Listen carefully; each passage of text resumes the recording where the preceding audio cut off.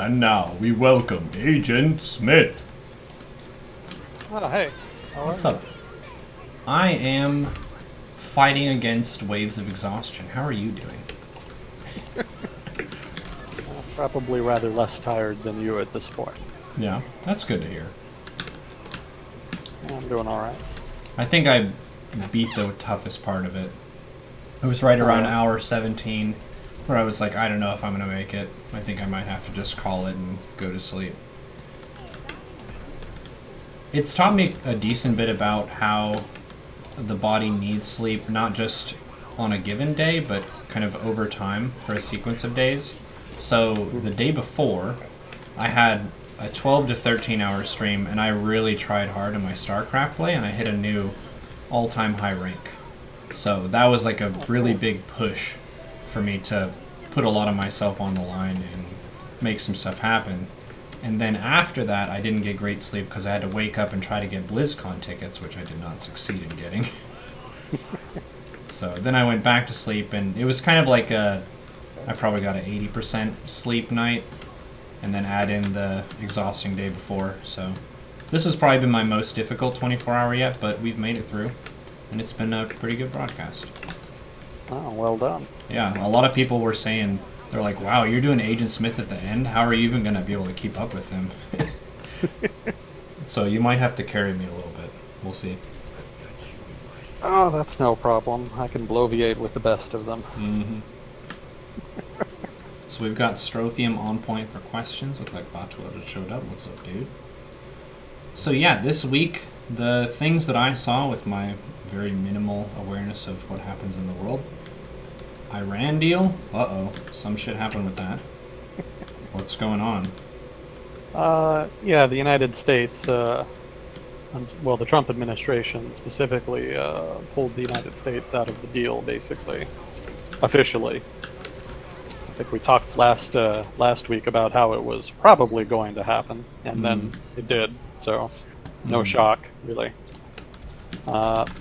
So I don't really have a whole lot to add there that we didn't cover last week. I still expect Iran to stay in the deal, so long as they can, so long as Europe, India, China, Russia also stay in the deal, which it looks like they will.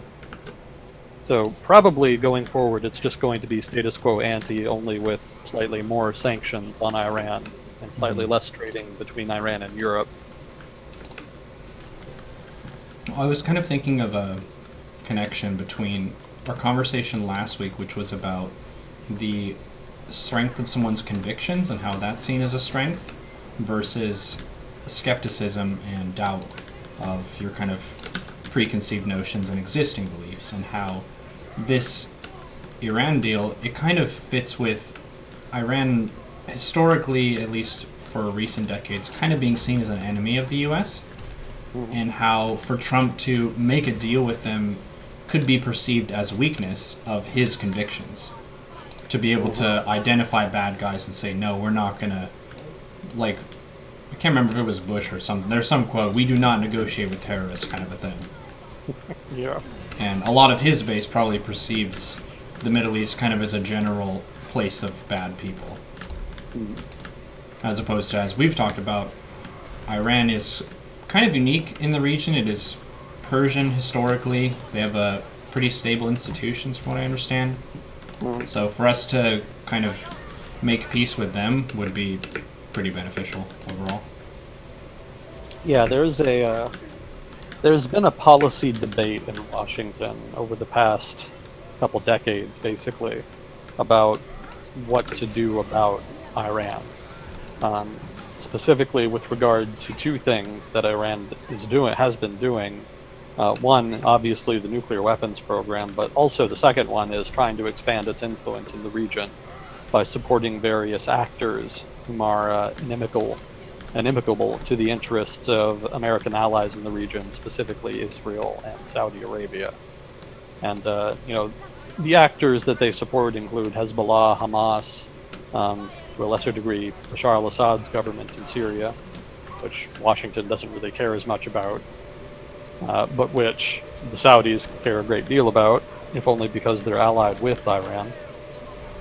So that in conjunction with perceived meddling by Iran into the society and politics of the Saudis and other Gulf states with regard to tensions with regard to their Shia population. Saudi Arabia has a large Shia population in its northeast. I think the country has something like 20% of its population is Shia Muslim. And so there's some sensitivity there as to unrest from that population, and the Saudis are wary about Iranian intentions vis-a-vis that Shia community. And so Iranian actions in the region and rhetoric against Gulf monarchies in the Middle East has those monarchies a bit on edge. They're a bit paranoid about Iran, and so that's why they push pretty hard for the United States, as well as others, to try to put pressure on them. So the nuclear program and Iranian, strategic perceptions or strategic actions in the Middle East, if not both, kind of color the American policy there. So the question is, what do you do about those things? On one side, there was sort of the argument that a strong line should be taken, that there should be maximum sanctions in order to maximize economic pressure, and that if need be, the United States should at least signal that it would be ready and willing to use force to try and, well, specifically with regard to the nuclear program, to destroy the nuclear program facilities, if not also go after Iranian allies in the region if they act out too much. Thus far, the threat of force has related more to the nuclear weapons program than it has to the sort of wider Iranian activity in the region. So that's sort of one perspective. That's sort of the forceful perspective. And then the alternative is more or less the alternative. It's more of like a range of possibilities rather than just binary, take a hard line or a soft line. But roughly speaking, the alternative set of possibilities is the softer approach, which was done more by the Obama administration, which was to take more of a kind of offshore balancing approach to the region's affairs, where we basically back the Saudis and the Israelis, but don't really actively go after Iranian interest in the region, i.e. fighting Hezbollah or intervening in conflicts or what have you. Rather, we just give support to the Saudis, military support and financial support to the Saudis and Israelis, such that they can take such action if they see fit. But otherwise, American action in this case would be limited specifically to defending against an explicit attack by Iran or some other actor or whoever. So the idea there is to take more of a hands-off approach, to more or less stay out of the region's affairs and just to maintain a light touch, so to speak, with the maintenance of diplomatic relations with allies in the region. And in that case, the method of dealing with the nuclear weapons program is more sanctions and trying to engage with other countries like Russia, India, etc., and to try to get them to implement sanctions in order to create a collective approach to the problem in order to further maximize the effect of sanctions. And that approach worked in leveraging Iran to negotiate. When it was just the United States exerting sanctions, it wasn't really enough. The United States kind of needed the assistance of sanctions from these other powerful countries in order to kind of do the trick, in order to really get the negotiations going. So there's that aspect. That's how you deal with the nuclear weapons program with this perspective. And then as far as dealing with Iranian, perceived Iranian aggression in the region, again, that's where the offshore balancing bit comes in. That's where the hands-off approach comes in. You kind of leave it to the Saudis and Israelis to kind of manage that how they will. And then the United States just sort of lurks in the background. It doesn't really get involved much. You kind of see that with Syria, where the Israelis and Saudis are kind of, well, more so the Saudis, but increasingly the Israelis are involved in the Syrian conflict, but the United States has not really been as much. Certainly not to the satisfaction of the Saudis or Israelis. So that's more how they deal with Iran, with that perspective. And so these two competing perspectives, which again are not really binary, it's more of a range, that sort of debate between them has defined American foreign policy vis-a-vis Iran over the past couple decades. And so how you deal with that just kind of depends on your personal perspective, your own politics. It's kind of a judgment call. There's not really necessarily a right or wrong answer there. If you take the hard approach, then you have to answer the question of how you kind of deal with the fallout of instability that you might cause by taking that aggressive approach. If the Iranian regime collapses it's probably not going to be replaced by a liberal democratic republic. That's probably the least likely outcome. But on the other hand, what do you do if you put pressure on them and then they just develop the nuclear weapons anyway? You know, there's no clear answer to that. And it's not, again, I don't think leaving the deal is going to just lead to inevitably to an Iranian nuclear weapon, but by leaving the agreement, there is this question of, okay, well, what's your solution then? And so how do you deal with nuclear weapons and ballistic missile development and Iranian aggression in the region? Again, perceived aggression in the region. And it's not really clear what the Trump administration or the other hawks who kind of agree with this approach have in mind. You can use violence. The Israelis are kind of becoming more active in that vein in order to try to mitigate Iranian gains in Syria to ensure they don't entrench there. But it's not clear what sort of the wider approach would be, you know, if there is kind of a military solution to that aspect beyond just the nuclear program.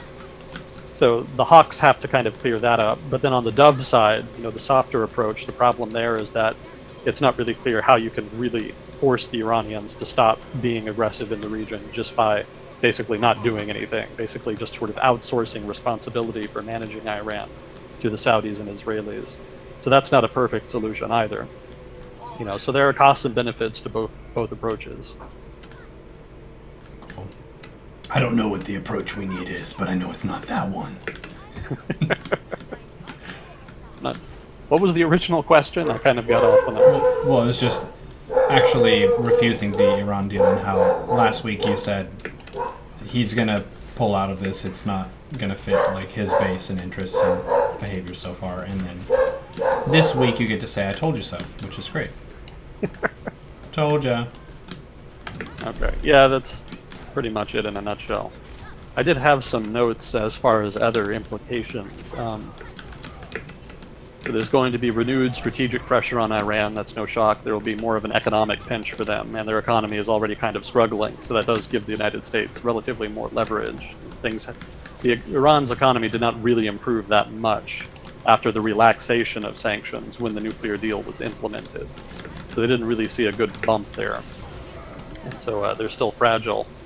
The Saudis and Israelis will probably become more active, specifically in Syria. We've already seen that. And then Iran will probably find it harder and harder to, one, stop the Iranian economy from continuing to deteriorate, which will probably have political repercussions. I doubt they're going to be overthrown, but it'll just make it more difficult to kind of manage their activities in the region as well as in domestic politics. Mm-hmm. And then it'll make it more difficult to maintain the effort in Syria, which means that Russia will probably gain more leverage over the Syrian government relative to the leverage of the Iranian government. And then another implication is that conservatives in Iran will probably be empowered.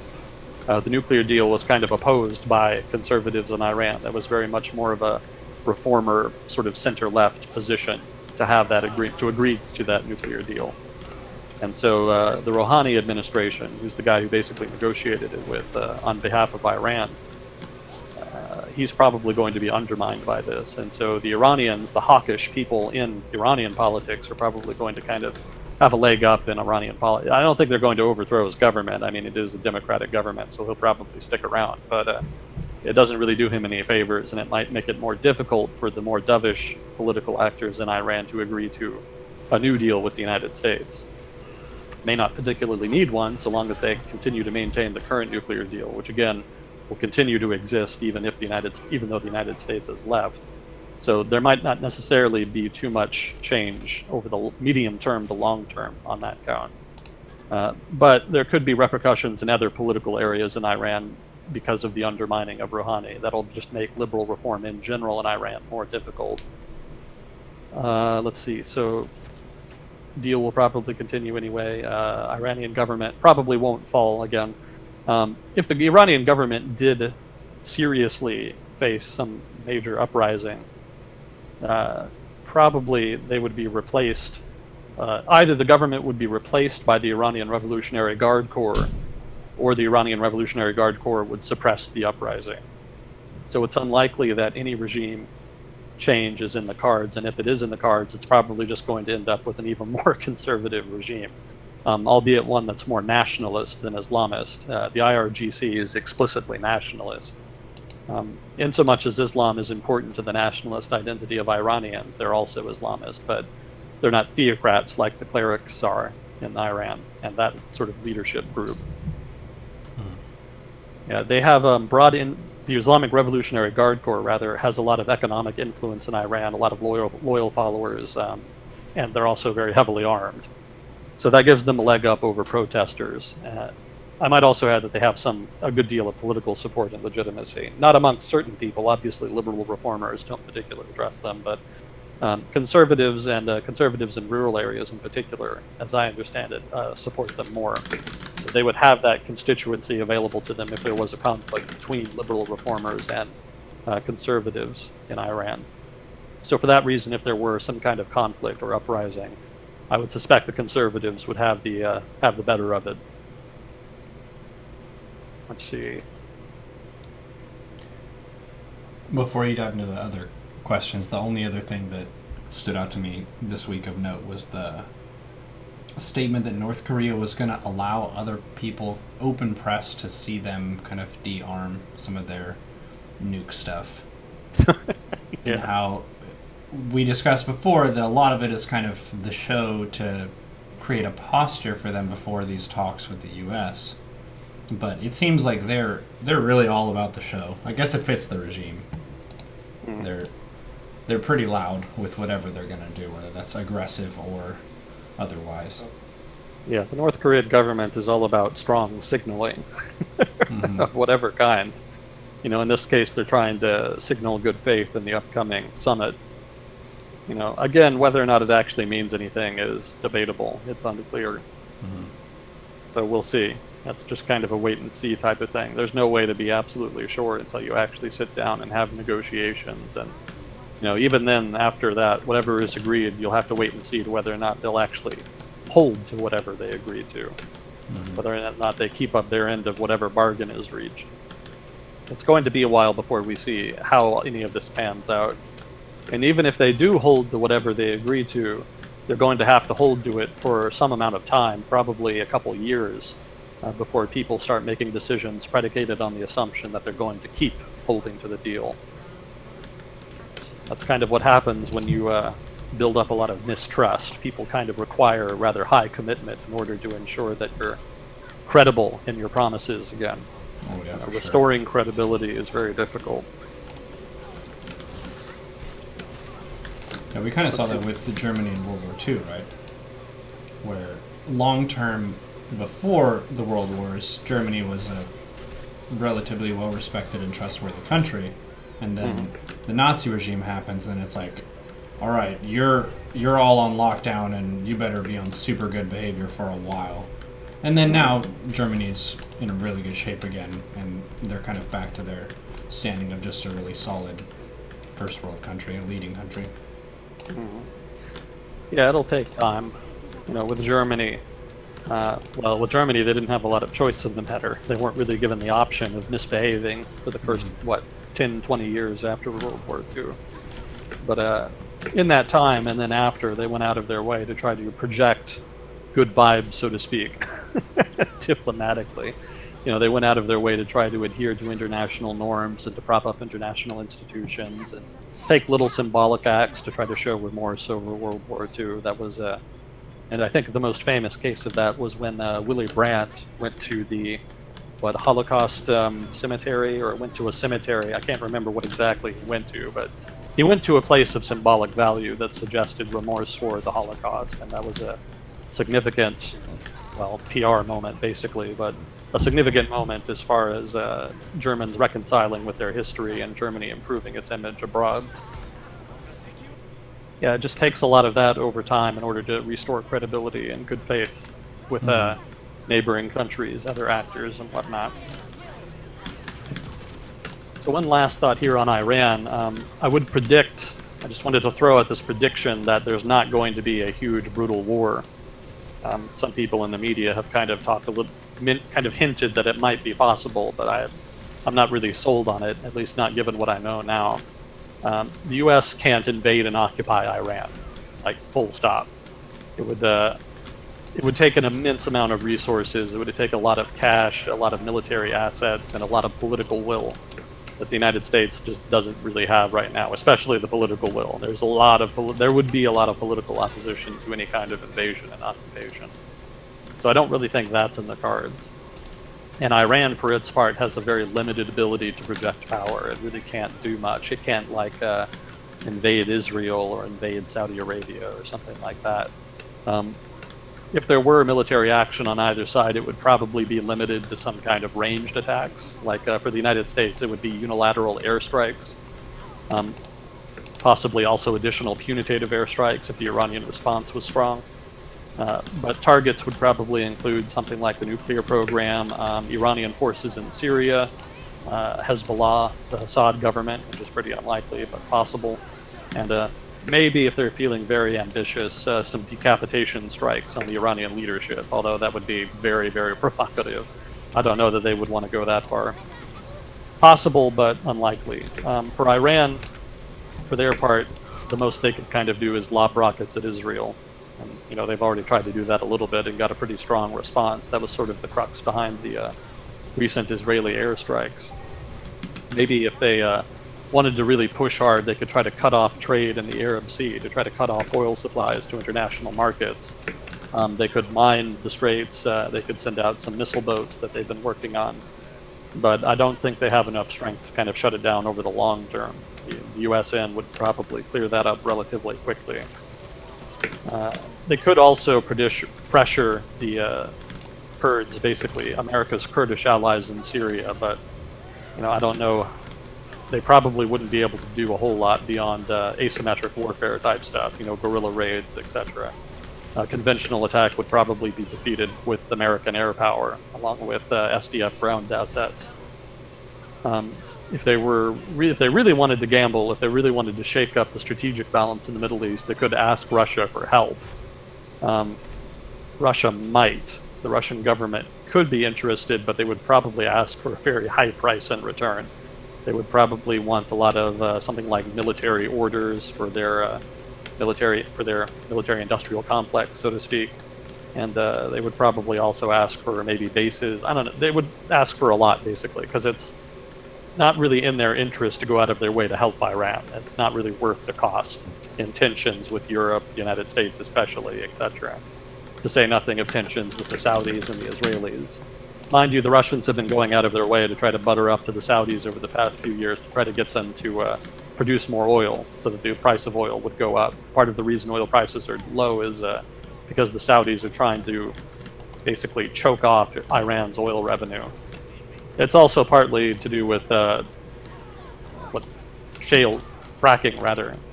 Fracking in the United States, that industry has been taking off, but the two are not mutually exclusive. You know, both of those are factors. So the Russians are trying to convince them to increase production, and they've nominally been willing to do it in exchange for probably concessions in Syria of one sort or another. But if the Russians go all out to help the Iranians, then that's probably over. So I don't know that the diplomatic cost would be worth it to the Russians unless they really got something big in return. And I don't know if the Iranians really have it in them to kind of pay whatever they would ask for. Well, you were talking about the political will, and that kind of made me think of getting involved in Iraq and how 9/11 was the thing that got people on all sides of the political spectrum talking about involvement in counterterrorism and stuff. Where Democrats and Republicans are all really upset, and their emotions are really messed with by this event. So that kind of rallied Bush to be able to make a big move and put boots on the ground out there. Whereas with Iran, there's no such thing that Trump could kind of use as a reason to get involved. Yeah. Yeah, there's no real impetus, you know, with 9/11, you know, that kind of gave the government some capital, some leeway, some discretion in how to use American force. You know, they got quite a bit because nobody really knew how to deal with terrorism. You know, how do you deal with something that ambiguous, something as you know, ephemeral as a international radical, you know, militant group. But with Iran, like you say, there's not that same level of capital. I mean, really, the government blew through all of the trust and capital that was given to it after 9/11. That's kind of expended. You know, Afghanistan, Iraq, and subsequent problems with the overarching war on terror, so to speak, have kind of bled public support for it. Not enough to really end it, or to lead to a substantial discussion about what America's strategic interests should be and how they should be defined. But yeah, it's not enough for something like an invasion of Iran. I would add that I don't think you meant this, but your statement kind of implicitly implied it, that Iraq 9/11 was sort of the reason that they thought invading Iraq would be a good idea. Oh no, but it built the political capital, is what I meant. Yeah.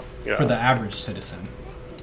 Because you kind of need both, right? You need an actual strategic and kind of military economic reason to do it, or at least some interest in the region.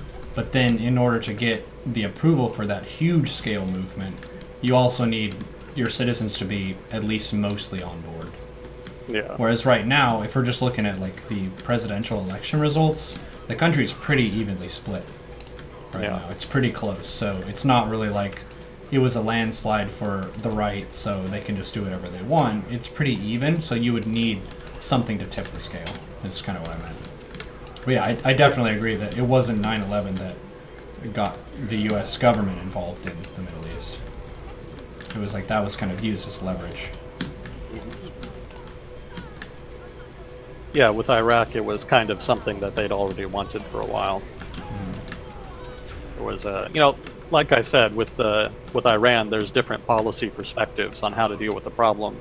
That same sort of divide, that same debate was going on with regard to Iraq before the invasion of Iraq. And a lot of people in the Bush administration were very much hawkish on that issue.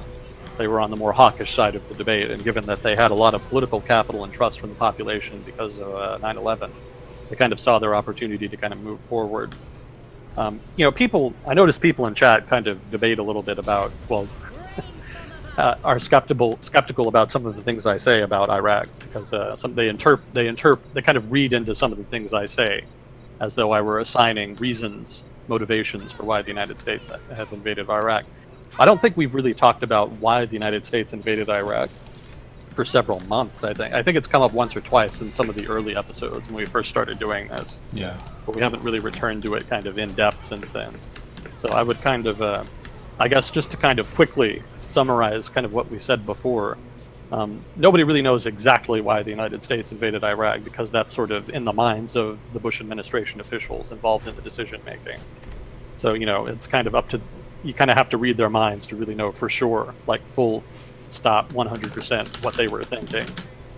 If I had to guess, besides the fact that it was something that a lot of them had wanted to do for a while because they just saw it as a viable solution to the problem of, one, Iraq's threat to the region, and specifically a threat to strategic allies in the region, and also Iraq's supposed nuclear weapons program, which at that time may or may not have existed.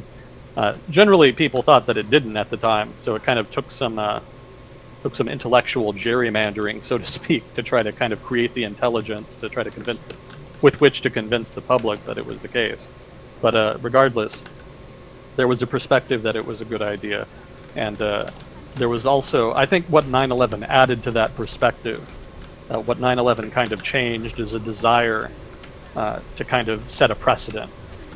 And this is also something they'd already wanted to do, but that 9/11 also kind of empowered, which is the precedent. The precedent they really wanted to set was that they wanted to be able to attack anyway, in some form or fashion, any country that sufficiently flouted international norms or American interests. The two are not mutually exclusive. International norms are partly constructed to reflect and reinforce American interests.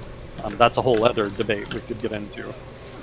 But yeah, the idea is to set a precedent that the United States can basically police other countries, and that the United States has the power to do so, and that nobody else can really do a whole lot about it. So setting that precedent by invading Iraq was kind of one of the big reasons for the invasion, in my opinion. I think that's more important than, say, something like oil, quote unquote, or even fighting, dealing with the Iraq's nuclear weapons program, which was sort of the nominal bullshit excuse, or what was the other one? Terrorism, obviously, not really a thing at the time, but if you don't, for those not around at the time, fighting terrorism was kind of one of the excuses thrown around, one of the rationalizations for invading Iraq. There was sort of this notion that if you overthrew Saddam Hussein's government, then there would be less terrorism. That was never really, the logic there was not really well thought out, so that was kind of transparently bullshit.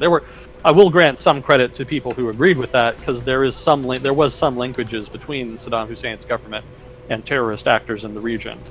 But the links with Al-Qaeda were always very weak, and fighting Al-Qaeda was kind of sort of what was implied when people talked about counterterrorism at the time. But that precedent is, having the precedent of America exerting power as sort of the enforcer of international norms has very much been a big part of the strategic vision for hawks in Washington, for policy hawks and foreign policy hawks specifically in Washington. There's this sort of desire to set that precedent in order to legitimize future such actions, future such forms of aggression, to kind of legitimize it to a degree. Well, maybe not legitimize it, but kind of establish it as a norm. This is what you can expect. And the value there is not only to give future governments leeway to do that in future, to be aggressive in future, it's also to act as a deterrent. If you are a country that is against Americans' interests somehow, then this is something that you have to factor into your calculations. The United States has shown that it's willing to invade countries that are inimical to its interests once they're sufficiently inimical to certain interests, certain American interests.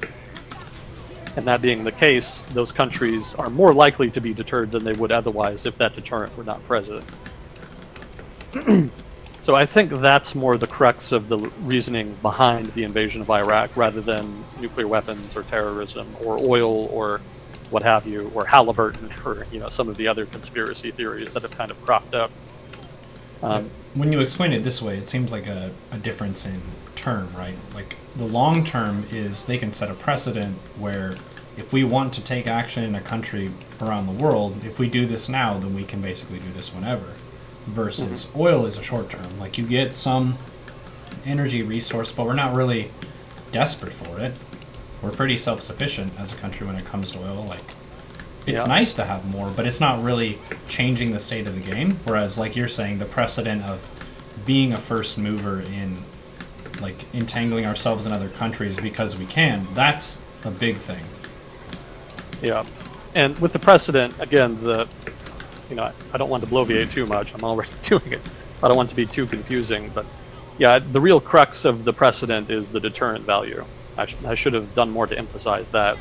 It's really more about the deterrent value, but also to a degree about legitimizing force, but mostly the deterrent value. The deterrent value of invading, basically, or a possible invasion, that has a lot of value for hawks. They see that as a powerful tool that they want available to them. And so there's that, there's the deterrent value, and as far as the oil, I think part of the logic behind this idea that the United States invaded because of the oil is some of that links into the idea that the U.S. economy depends on the petrodollar, which we've also talked about before. There's a sort of idea that Iraq was threatening to stop using the dollar to pay for oil, and that threatened the petrodollar regime, so to speak, and that the U.S. economy was threatened and that the U.S. government had to act. And well, I hate to burst anybody's bubble, but that's pretty much bullshit. I mean, the U.S. economy does not depend on the petrodollar. The U.S. economy depends on, well, it doesn't really depend on any one thing. That's the thing. It's a very strong, large economy. It has issues, sure, but it's quite capable of, coming along pretty nicely without petrodollars. The petrodollar thing kind of came more from the 70s. It was really important in the 70s because at that time there was a big oil crunch and U.S. finances were a bit of a mess. And, the Nixon administration used the threat of force to try to coerce the Saudis to stop the oil embargo and to invest petrodollars in U.S. finances in order to alleviate fiscal pressure on the U.S. government. So at that time, it was more important, but even then it wasn't that important to the economy per se, so much as to U.S. government debt and ensuring that it was able to have access to debt spending, basically. So this oil what oil, what's the word I want? The petrodollar idea, sort of petrodollar conspiracy thinking, kind of goes that the U.S. economy needs those petrodollars. It doesn't really need them anymore, and it probably didn't need them really in the first place. That was really more of a strategic deal more than an economic deal. And the U.S. economy is a lot stronger now than it was in the 1970s. So whatever leverage there was at the time is significantly lower now. So I don't think there's a lot of merit to the argument, basically. And I'm probably sounding kind of confusing on this. It's hard to get my ducks in a row because we haven't talked about it in a while.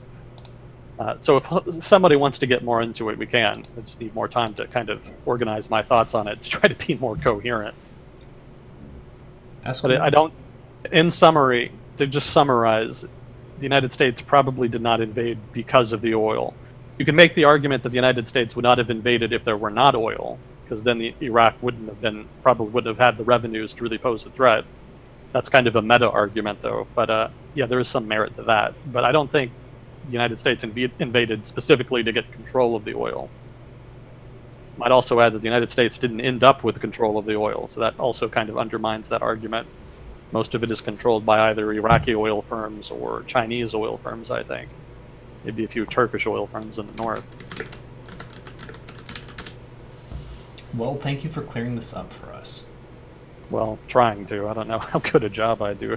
It doesn't happen every time, but there's a special kind of viewer who is from outside the US who wants us to spend the entire segment of all of these sessions apologizing for everything the US military has done abroad. We've done a lot of things that we shouldn't have, for sure. But there's a lot to talk about. There's a lot. It's not a short list. Why are you not apologizing for Iraq right now on behalf of the nation? I don't think my apology would count for much. Yeah. I don't know that Washington or the Trump administration is going to listen to me. They should, though. Yeah. I don't know. You're impartial. You're like the pure, untainted learner of things. That's what Kukio gave us, right? Is you were not attached to someone else where you had to do their bidding. That's how most people, I think, move up in politics, right? Is you get a master, and you're kind of the servant, and you try to do stuff to get rep with them, and then you kind of move up and eventually take their position and keep moving up the chain. Where that really gives you a kind of narrow and focused perspective on things, where you're working from a particular position, whereas you're more neutral. But that's the problem, is you have to have a lot of vetted experience from people who are already in the system. Mm-hmm. Yeah, I try to be neutral. That's the goal. Whether or not I succeed is kind of debatable. Well, you could say that's an ongoing struggle. Yeah, an ongoing struggle. Yeah, that's an ongoing battle. Yeah, I might add, for anybody outside the United States who may not be that familiar with American politics, a lot of Trump supporters voted to him because they were anti-interventionists, because they saw Hillary Clinton as being the interventionist candidate that wanted to intervene in other countries' conflicts, specifically the Middle East. And so part of Trump's mandate is actually to become less involved with foreign conflicts. So that's another reason to think that the United States isn't going to get involved in Syria, Iran, etc. in any substantive way. There are certainly hawkish voices in the administration, but I think Trump is kind of a brake on them. I'm sure there's been no amount of frustration on their part trying to get through to him on that count. Yeah, I'm trying to...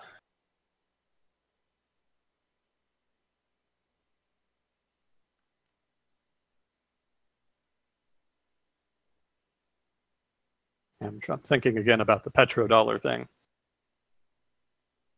I guess I could explain kind of what a petrodollar is. When the United States buys oil from oil-producing countries, that money goes to generally governments, because the oil-producing companies in Saudi Arabia, the Middle East, etc., are generally state-owned, or at least partly state-owned. And so all of those dollars, because it's a lot of money. The United States buys a lot of oil. It's a lot of dollars that end up over there. And so what do those governments then do with those dollars? Because they basically have more than they can spend. So the question is, where does the money go? Some of it goes towards military spending that historically they hadn't really needed, although they've actually started using it more recently. And that was kind of a sort of quid pro quo for the United States. The United States provides security. In exchange, they spend money on U.S. military equipment to kind of prop up American defense producers. We might talk sometime about what's it called? The term escapes me, but basically there's some amount of demand, some amount of production that has to be maintained in order to maintain a viable defense industry. And that's true of any industry, really. You can't really have large gaps in production, otherwise you start to lose skilled people, and then you can't really produce, may not be able to produce at all, or at least not produce as efficiently or as cost effectively. So that's a whole other topic. Part of the quid pro quo is that the Saudis and other Middle Eastern allies help out with that by spending petrodollars on defense equipment. Part of the quid pro quo historically was also that they bought U.S. assets like debt, specifically U.S. federal debt. Again, though, that was more important in the 70s. It's rather less now.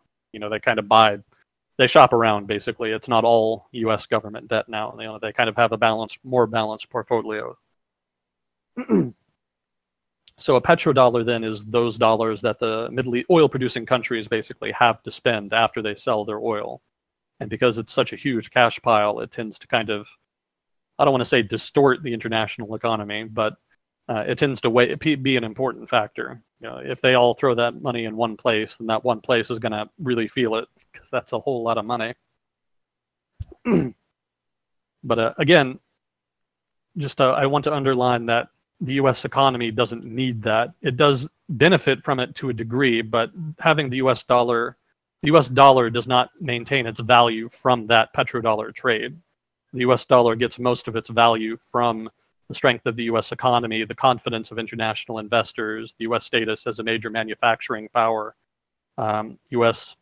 confidence in rule of law and respect for property rights in the United States. All of those factors are more important to market confidence in the dollar. And that's sort of what the dollar's value reflects, more so than oil money from the Middle East. So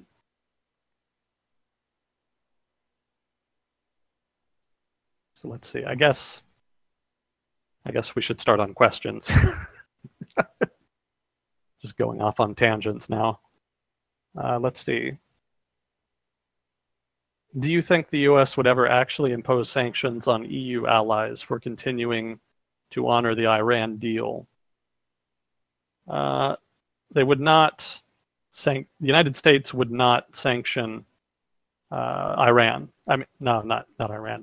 The United States would not sanction European allies per se. What it would do is it would enact extraterritorial sanctions, which did not sanction countries. Would not sanction directly European nations. They would sanction companies, specific companies that did business with Iran. That's the idea behind extraterritorial sanctions. You're not just sanctioning the firms of the target country. You're also sanctioning firms from other countries doing business with that target country. And so that's more where the talk about sanctions on Europe is coming from. It's not actually going to be direct sanctions on Europe. At least I haven't heard anything to that effect yet. It's going to be these sort of collateral damage type sanctions, where any firms doing trade in Iran, even if they're not Iranian themselves, would get hit with sanctions. And the Europeans get upset by that because they kind of see it as a violation of their sovereignty. Understandably so. It's their firms, it's their foreign policy. Why can't they trade with who they like? And so the U.S. response is, of course, that's fine. You can trade with whoever you want. But if you trade with Iran, you can't trade with the United States. And because U.S. trade with the United States is a lot bigger than trade with Iran, a lot of big European firms will generally honor the sanctions against Iran because they don't want to get locked out of the larger market. But Europe is still very upset by it because Europe's economy is not in great shape. It's been doing better, but a lot of countries are still having problems. And they would prefer to have trade with Iran than not have it. They're already foregoing a lot of trade with Russia because of disagreements over the Ukraine for the most part. And there's already a lot of pressure in Europe to kind of end that because they don't really see any interest in sacrificing trade because of Ukraine. There's not a lot of value there per se. So the sanctions regime against Russia is in place for now, but it's coming with a cost, and now there's going to be this additional sanctions regime against Iran in place, and then that's just going to make things even harder. So there's a lot of political incentive, political and economic incentive in Europe to not basically sanction more countries. They're kind of sanctioned out. You know, they need more markets, not less. I think they were talking about using a tool to try to get around it to a degree. They do have this blocking statute in European Union law that they use to try to help out European companies that do trade with Cuba. Because the United States has a similar regime of extraterritorial sanctions against foreign companies that do business with Cuba. And so the European Union passed a law in the 90s which gave compensation to firms that were doing trade with Cuba, but that were going to get hurt by the new Cuba sanctions, the extraterritorial sanctions that the United States passed in the 90s.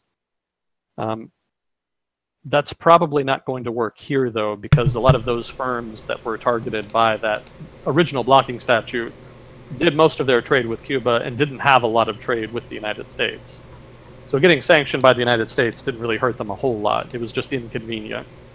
And so the blocking statute kind of compensated them for that. If you're a major corporation that does a lot of business with the United States and some business with Iran, a blocking statute isn't probably going to cover your costs.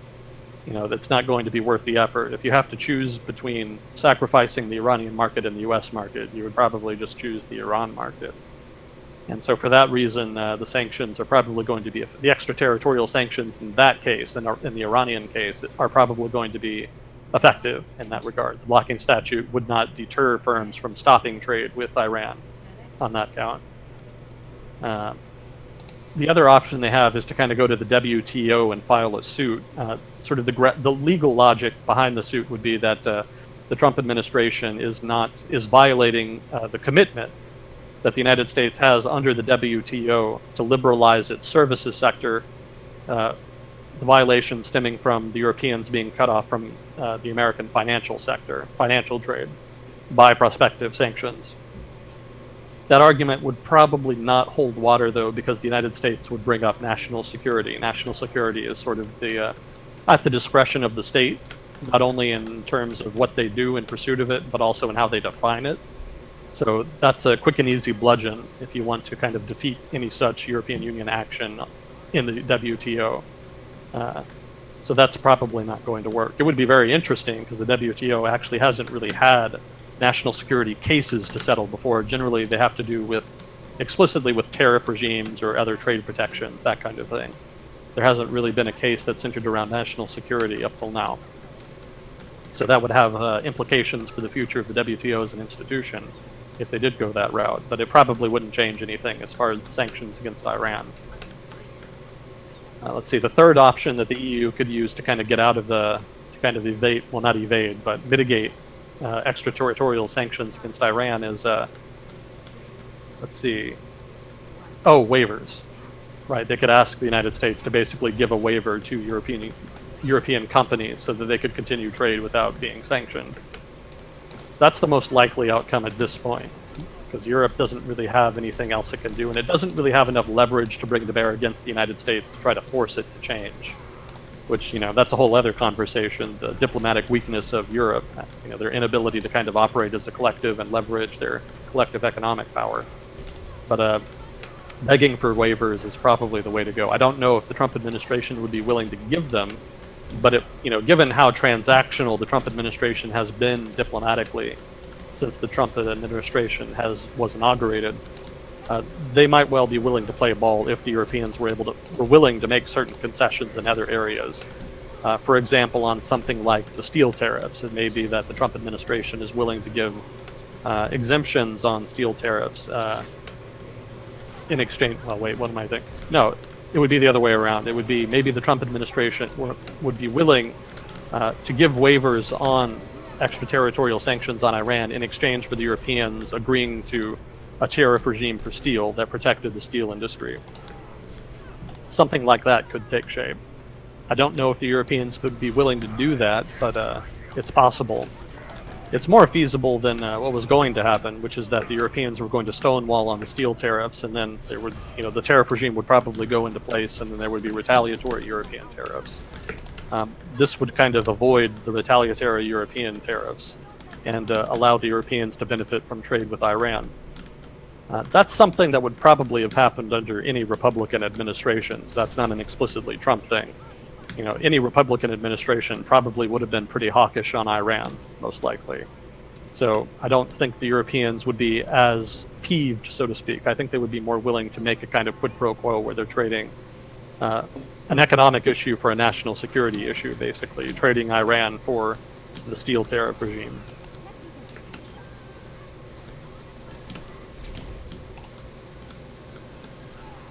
Let's see. So, short answer to the original question was: do I think the United States would actually impose sanctions on the EU allies? No, but they would be affected by sanctions, and basically, I just described how I think it would kind of play out. So, I think we pretty well covered that. Regarding natural disasters, there seems to be disagreement as to what constitutes "quote-unquote" cost of the disaster, specifically in regards to the cost of repair. Some seem to only consider the economic impact, while others factor in the cost to bring the region back up to speed. Do you have any insight as to why these distinctions might be made? It's kind of, to a degree, it's kind of a how many angels can dance on a pin type argument. There are always different definitions to different economic concepts. So how you calculate the cost of a natural disaster, so to speak, or the cost of recovering from a natural disaster, that's sort of in the eye of the beholder. It just kind of depends on what you're trying to do, what different factors you're trying to encompass with a given calculation. If you're an insurance company and you want a lowball number, you might go out of your way to try to construct your calculation in a way that produces a lower number, probably in a way that involves not accounting for certain expenses. If you're an economist and you're looking at the broad economic impact of a natural disaster, you would include the cost of physical repair and whatnot, but you would also include something like the cost of foregone economic activity. So the opportunity cost, basically. What economic activity would have happened if the natural disaster had not hit? If you're an economist trying to get the total impact of a natural disaster, you would try to include that additional economic activity that would have happened but that did not happen because of the natural disaster. That would also be incorporated into your analysis. So it just kind of depends, what calculation you use would depend on what your objective is. If you're trying to capture like total economic impact, if you're trying to just narrowly define what physical costs were, or if you're going out of your way to get a low ball number or a high ball number or what have you. There's just different motivations for different actors into how you construct that number. Yeah, so the short version of that is when someone asks about the cost of a disaster, you say, who's asking? Yeah. Yeah, it just depends on what you want to factor in there. Hopefully that's a satisfactory answer. I think that pretty well covers it, but if I'm missing an aspect, feel free to elaborate on the question. I'm happy to come back to it again.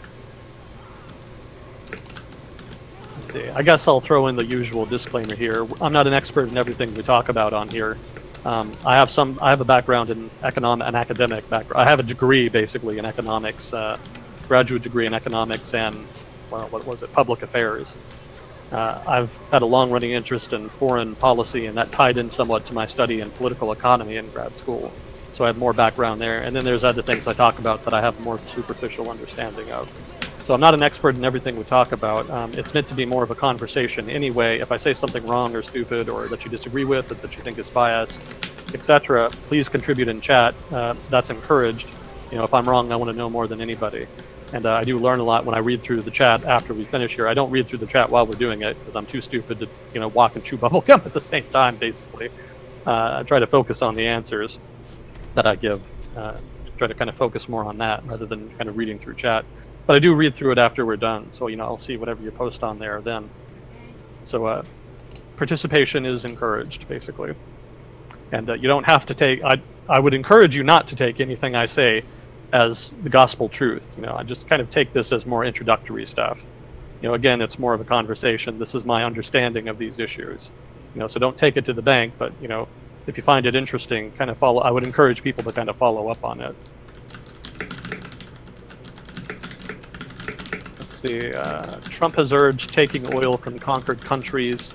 Is that not a war crime? Is there any red tape and or consequences for making claims like this? I don't know if it's a war crime. Sort of arbitrarily invading other countries to seize their oil would be a war crime, probably, depending on the context.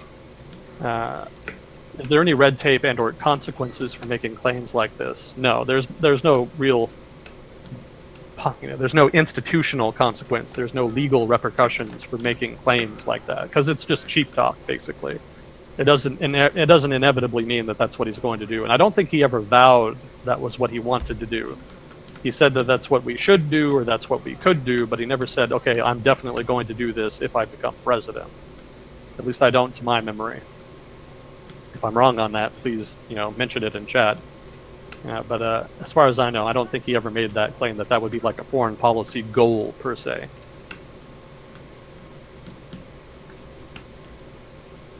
I guess you could say that if there was like a legitimate invasion of another country, would it be illegal for the United States to seize oil assets and to try to use them to pay for the conflict? That's a different context, so I'm not entirely sure how that would play out, per se. I don't know what international law says about managing the economic assets of a conquered country that you conquered legitimately, basically. I would have to read more international law to kind of get up on that. I'm sure if the United States wanted to, it probably could and get away with it. That's if you're a powerful, large country, you can kind of get away with things that the smaller countries can't. But I don't know what the I don't know what the technical legal side of that would be.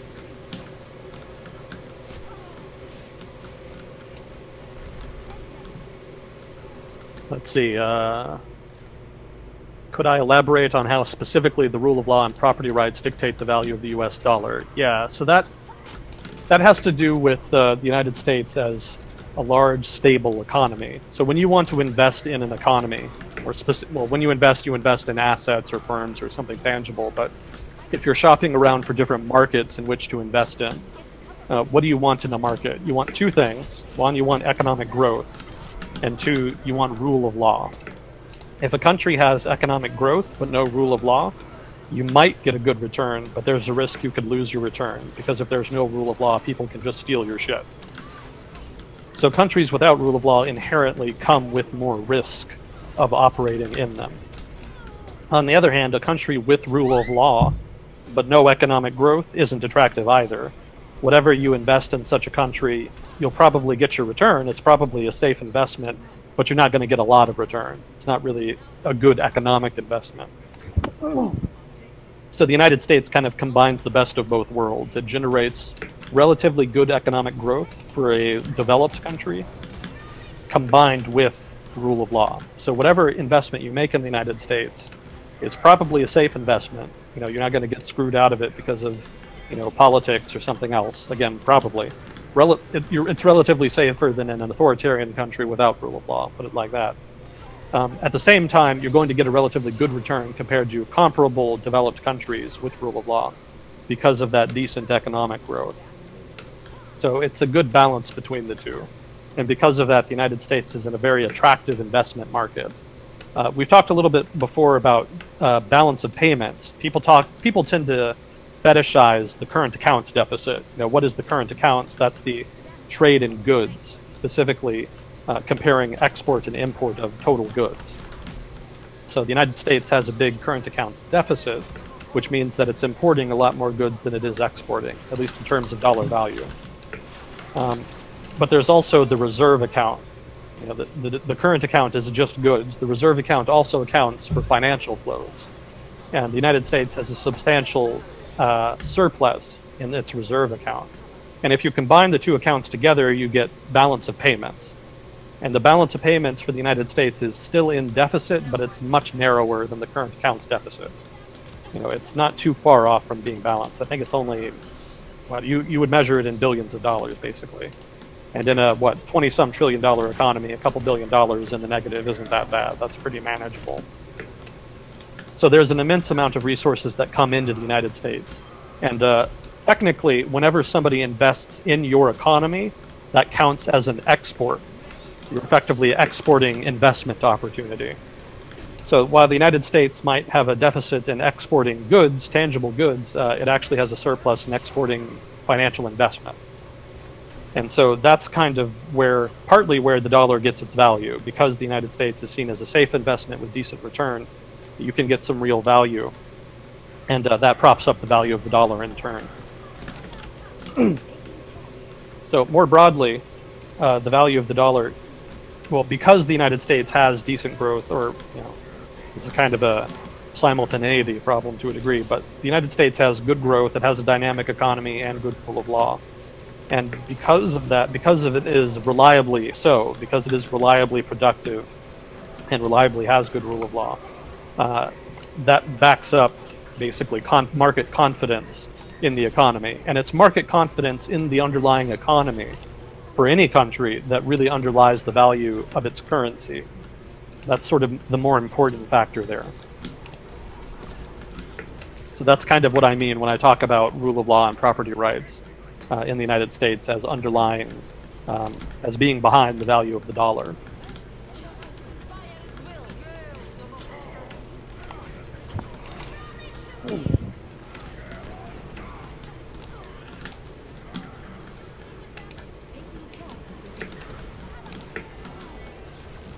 Somebody sent me an elaboration on the seizing oil question. Thank you. I'll read that after we're done. Homework. Best kind of homework. You can do a lot worse. Mm-hmm. Here, read this thing. Okay. So let's see. That's all we had for question. Oh wait, there's another one. Do you have anything to say about the potential financial impact of the volcano in Hawaii? Not really. Nothing substantive. When I was studying economics, I wasn't really studying how to do a cost-benefit on the cost of dealing with a natural disaster like a volcano exploding. In fact, I don't even know that there would be a lot of research on that. Volcanoes. I don't think volcano is a particularly common form of natural disaster. It happens relatively commonly, but I don't think it really happens in a way that's really destructive to people all that much. Correct me if I'm wrong on that, but that's my impression. As far as natural disaster studies, there's probably a lot more on things like hurricanes, tornadoes, earthquakes, stuff like that. Volcanoes, probably less so. Probably make for interesting reading. There's probably at least one somewhere. But yeah, I don't know enough about how volcanoes really impact an economy to kind of know what the financial impact would be. I mean, there's the obvious, which is, insurance. There's insurance costs. There's property damage. Those are the two most explicit. Given that people were living in the shadow of a volcano, if you're living near a volcano, some of the economic cost of a potential explosion is kind of already factored into a lot of the prices of the things you pay for.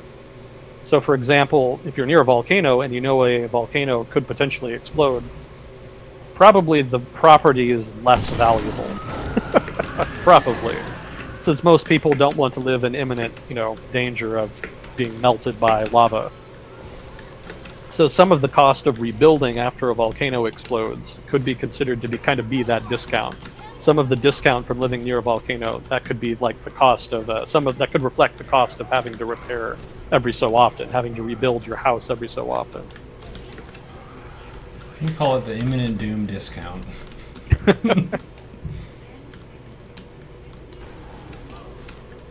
Let's see, so if there's not any more questions, for now anyway, I could talk a little bit. I keep wanting to kind of fiddle around with your international viewer gadget down here, and I keep forgetting to.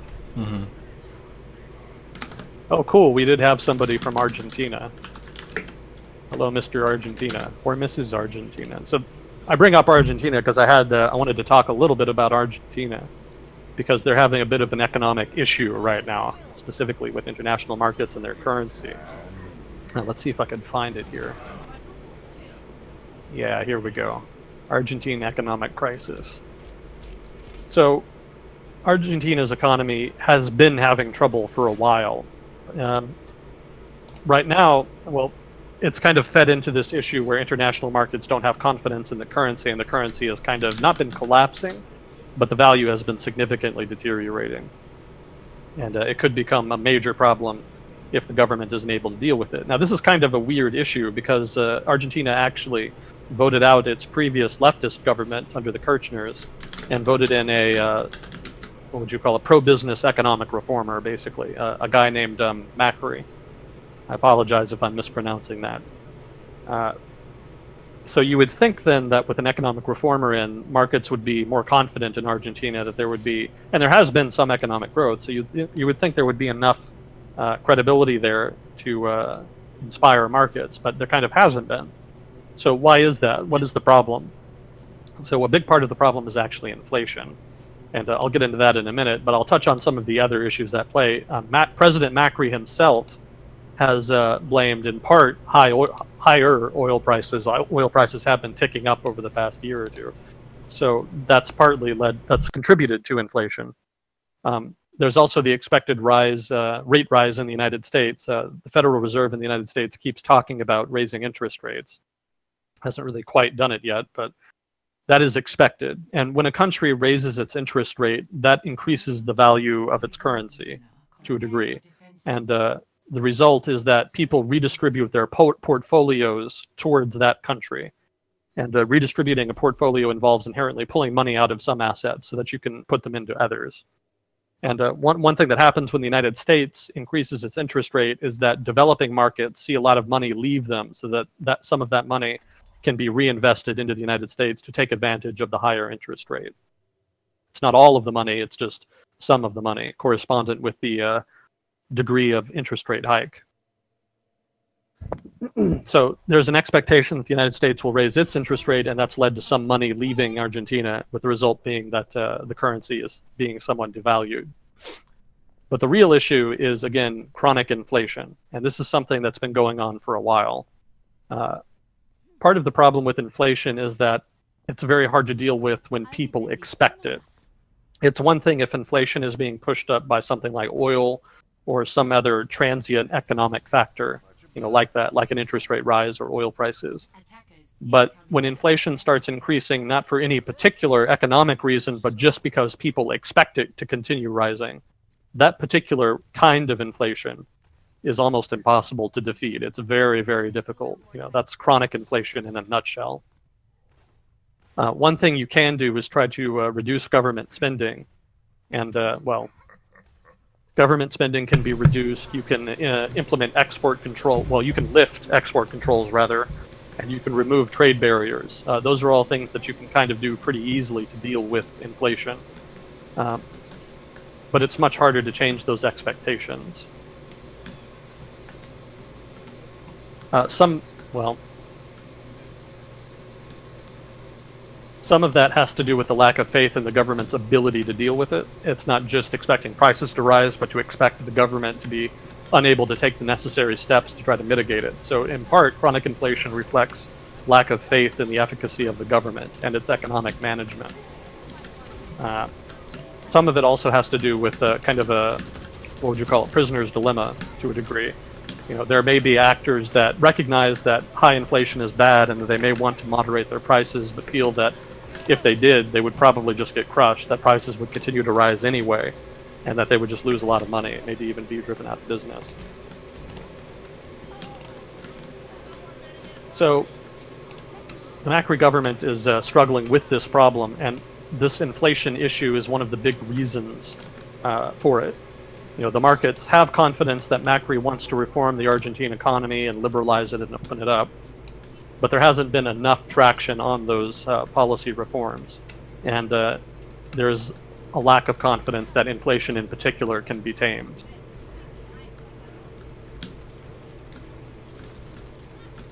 So the policy response, how do you kind of deal with this? Principal anti-inflation Principally, the principal anti-inflation measure thus far has been to raise interest rates. Argentina recently rose their interest rates to, I think, as high as 40%, which is extremely high. it's like, kind of like I said earlier, it'll strengthen the currency, but the overarching problem with inflation kind of undermines that. But that is something that you can do. They'll need to make bigger cuts to Argentina will need to make bigger cuts to its budget in order to kind of appease markets. That's going to be very difficult because there's a lot of political opposition to that, especially on the part of the political left and sort of the Kirchner political factions. But if they could do it, markets would have more confidence, there would be more investment in the peso, FDI would tick up. FDI is foreign direct investment, and there would be downward pressure then on prices. There's also some weird creative things you can try to do, but they're not always really consistently effective. You can try to issue a new currency. Brazil did that, I think, in the 90s, and that actually worked pretty well. Inflation ended up ticking up again later, but that's the whole other discussion. We can get into that sometime if somebody wants. You can issue a new currency. You can enforce capital controls. You can actually adopt the dollar. You don't have to do it officially, but you can do it de facto. This is kind of what happens when countries experience hyperinflation, when the public loses all confidence in the value of the currency. Zimbabwe. Because, yeah, Zimbabwe being the case in point. That's sort of the modern example. Venezuela kind of getting there. When the public loses all confidence in their currency, generally the dollar is the go-to, because that's sort of the standard international currency, mostly because it's the most liquid. It's kind of just everywhere, easy to get. There's probably also others that I'm sure some economist somewhere has contrived. But the fundamentals are the things that you kind of have to address, and that's things like government spending, interest rates, regulations, etc. The newest thing Argentina has been doing is going to the IMF. And that's very controversial, because if you know Argentine history, you know that there was a big financial crisis in 2001, I think. What was the IMF? Yeah. Oh, the IMF is the International Monetary Fund. Cool. We could talk about the IMF sometime if somebody wants. There's some interesting history there. But basically it's meant to kind of try to stabilize international trade, specifically currency. That was kind of their original ambit. And they're going to the IMF to try to get basically a large loan to try to stabilize their currency, try to stabilize the deterioration in their economy. And this is very controversial because in 2001 there was a similar event in which Argentina's economy was tanking, and they went to the IMF, and the IMF gave them a big loan, but in exchange it demanded economic reform, which included a lot of economic austerity. And as we've seen with the Greek issue, that's very unpopular. So there's a lot of consternation in Argentina now on account of approaching the IMF again, because it doesn't want to go through a similar prolonged period of economic malaise like it did after the 2001 crisis and the corresponding austerity policies. Let's see. Really, the IMF can't fix the underlying issue. The IMF can only kind of put a band-aid on it. The IMF can only ever give you enough money to try to fix the immediate problem, to take the market pressure off of your economy in the short term. But if you don't address those underlying issues that caused the problem in the first place, then in the medium term to long term, you're just going to be in the exact same position again. Which is why the IMF attaches conditions to its loans. The IMF doesn't want to be just continually bailing out countries because they can't implement reform. It does want to try to address those underlying issues. And the thing is, a lot of leaders in countries like Argentina know that. They do want to address those fundamental issues, but find it difficult to do because of political opposition, or because they're not very good at politics in general, or whatever. And so the IMF kind of acts as a useful foil in that way, because the leadership in a given country can say, look, I don't want to implement these austerity conditions, but the IMF is forcing us to so that we can deal with this problem. What else can we do? When really they actually do want to implement the austerity measures, they actually do want to implement the economic reforms, whatever they may be, but just don't want to take the political hit of admitting it and trying to force it through the legislature, through normal political means. So the IMF in that sense is kind of a political heat sink. It kind of takes the political heat from reform and gives political leaders someone who can kind of take the punishment for them, kind of give them leverage in politics they would not otherwise have. So it seems like a mitigating factor. It's like a triage on issues that can come up. It's not surgery that's going to fix them at the core, but it can kind of ease the immediate problem somewhat. Yeah. Yeah, it's you know, again, the fundamental underlying problem that caused the economic crisis, whatever it was in the first place, that has to be addressed. And the IMF can't do that.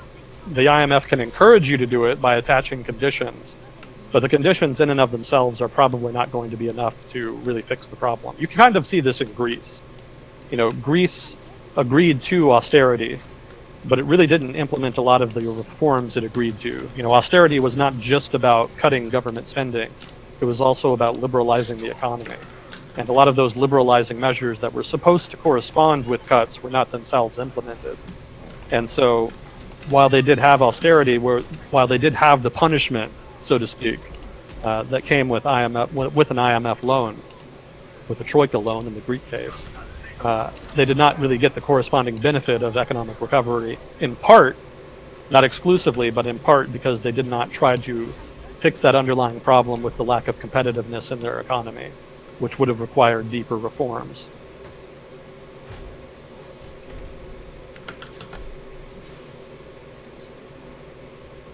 Let's see. So there were two more questions. There's been a recent article circulating about Trump reneging on his campaign promises to reduce Medicare payments, which was the big keystone in placating Obamacare supporters. Do you know any more details about this and the possible repercussions of it?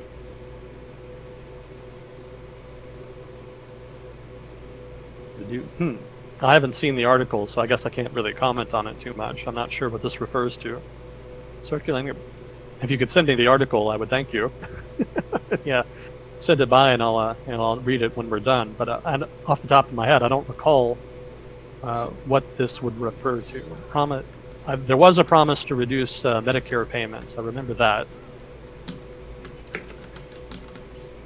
But I don't know about him reneging on it. I'm not sure what that refers to. I guess you could say that by undermining the Obamacare policy, that increased, that could be the reneging that they're talking about. But that's debatable. Yeah, I'm not sure. I would want to read the article before commenting on it, or at least committing to it. I guess I could bullshit my way through an answer, but I don't think that would be very satisfying for anybody. Oh, thank you. There it is. I just got it. Yeah, I haven't seen the plan. Let's take a look at it. But thank you. Yeah, that'll make for interesting reading. I'm getting some good articles today. Thanks, Chad. Let's see. Next question was, does the Associated Press act on behalf of national interests? Let's see, that's AP, Associated Press. That's one of the major international news organizations. I think AP and Reuters are the two big ones. Everybody else tends to kind of copy-paste their stuff, much to their chagrin. That's kind of part of a whole other conversation about the business model of international news. Does AP act on behalf of national interests? On whose national interest? I don't think it's US-based. I guess I'd have to look. It's kind of more of an international institution. And generally, they're more about just reporting what happened. You know, something blew up, stick it on the wire. Somebody else picks it up and kind of runs the story, you know, on CNN or New York Times or whoever. Yeah, it's hard to kind of act in the national interest if you're just kind of doing simple reporting, you know, just basic, this happened here at this time. I don't know that the Associated Press has a reputation for doing like a lot of editorializing. It's kind of not their bag. They're principally focused on having a big network and trying to produce as much news as possible. I think it's kind of more their business model. That's my impression anyway. If I'm wrong, please correct me. Yeah, I'm not sure what bias they would have there. You know, if you want I've heard better arguments about bias for some of the bigger media companies, you know, BBC, CNN, Fox News, etc. You know, there's you know, you can find more clear-cut examples of bias sort of in the big media companies. But AP and Reuters are not like the same type of company. They're not media companies, really. at least not of the same sort as, CNN or those kind of corporate entities. They're AP and Reuters are a sort of different business model. They have a different dynamic to them.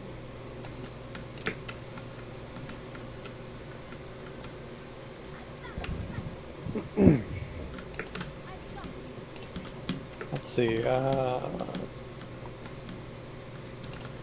I had one thing that I was kind of stewing about a little bit that Okay. I know probably isn't your main area of study, but American Revolution, U.S. versus Britain. I was thinking about the defender's advantage that they had, the United States, being so gosh dang far away from Britain, and how it's one of those, we're your favorite colony, but we want this for ourselves.